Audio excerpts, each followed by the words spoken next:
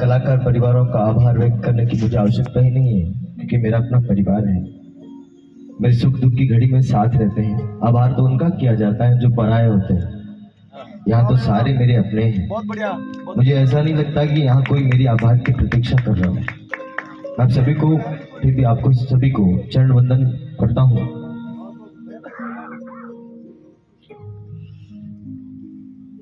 आना जाना जीवन की रीति है, और माता पिता से किसी का मन भरता भी नहीं है, पर जो शाश्वत सत्य है उसको मानना पड़ता है, और हम सब स्वीकार करके उसको बैठे हैं। पर मेरे जीवन का सत्य बता दूं, मैं इनका पुत्र भले ही था, पर जीवन में मुझे याद है, मेरी उम्र 29 वर्ष हुई है, और 25 वर्ष की ये लंबा जो सफर है, ये मुझे पूरा याद है पिता की गोद में। ऐसा कोई समय, ऐसा कोई क्षण नहीं कि मेरे पिता ने मेरी कही हुई बात को कभी टाला।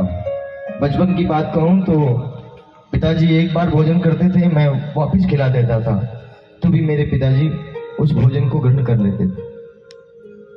मेरे जीवन में मुझे कभी याद नहीं कि मेरे पिताजी ने मुझे कोई आदेश दिया हो, मुझे कोई कहा हो, कभी आंख फाड़ कर भी, भले ही मैं गलत हो सही हूं, मुझे ठेस पहुंचे या मैं रोऊं या मेरे को तकलीफ हो, ऐसा मेरे पिता ने मेरे जीवन में कभी नहीं किया।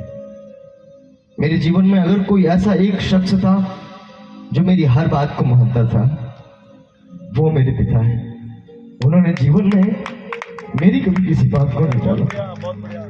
अंत समय में भले ही उनके पेट में भोजन नहीं जा रहा था, पर फिर भी जब निवाला दिया तो उन्होंने जरूर लिया।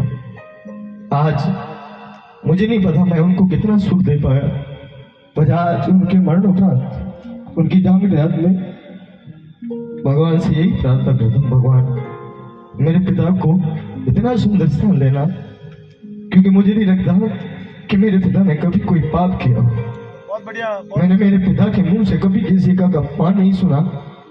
मैंने मेरे जीवन कभी पूरे जीवन में मैंने अपने पिता के मुंह से कभी किसी बुराई नहीं सुनी। किसी बच्चे के ऊपर हाथ उठाते हुए नहीं देखा। बुराई करना तो पिताजी कहीं बुराई होती थी वहां बैठते भी नहीं थे। मैं भगवान से ये प्रार्थना करता हूँ, मेरे इतने बीमार थे, इतनी तकलीफों में थे, पिताजी ने मुझे जीवन में कभी ये नहीं कहा कि मैं परेशान हूं, मैं दुखी हूं। अंत समय तक पूछा कि आपको कोई दर्द हो रहा है? नहीं, मुझे कोई दर्द नहीं, बस आप लोगों को तकलीफ नहीं होनी चाहिए, ये कहा। और मैं आदि शक्ति मां भवानी करणी जी महाराज का धन्यवाद करता हूं। अंत समय में पिताजी ने लगातार 3 घंटे तक मां भगवती करणी जी महाराज का स्मरण किया, और जो मौत की भयानक पीड़ा होती है, जिससे सांस टूटती है, उस भयानक पीड़ा से मां भगवती करणी जी ने बचाकर अपनी गोद में बिठाया, और अंत समय तक करणी करणी करते हुए प्राण त्यागे। मेरे मन को ये बहुत संतुष्टि है कि मुझे विश्वास है कि मां करणी जी साथ सामने खड़ी थी, और मेरे पिताजी ने जब प्राण त्यागे तो उनके चेहरे पे मुस्कान थी, ना किसी का मोह। सबसे अधिक प्यारा मैं पुत्र, मेरे बड़े भाई साहब जिन्होंने बहुत सेवा की, पर वो मुझसे बहुत ज्यादा स्नेह करते थे। मैं सामने था, मैं हमेशा सोचता था कि मेरे पिताजी बहुत बीमार रहते हैं और मैं कार्यक्रमों में बाहर रहता हूँ, मेरी खुद की मजबूरी है, माता पिता को समय नहीं दे पाता।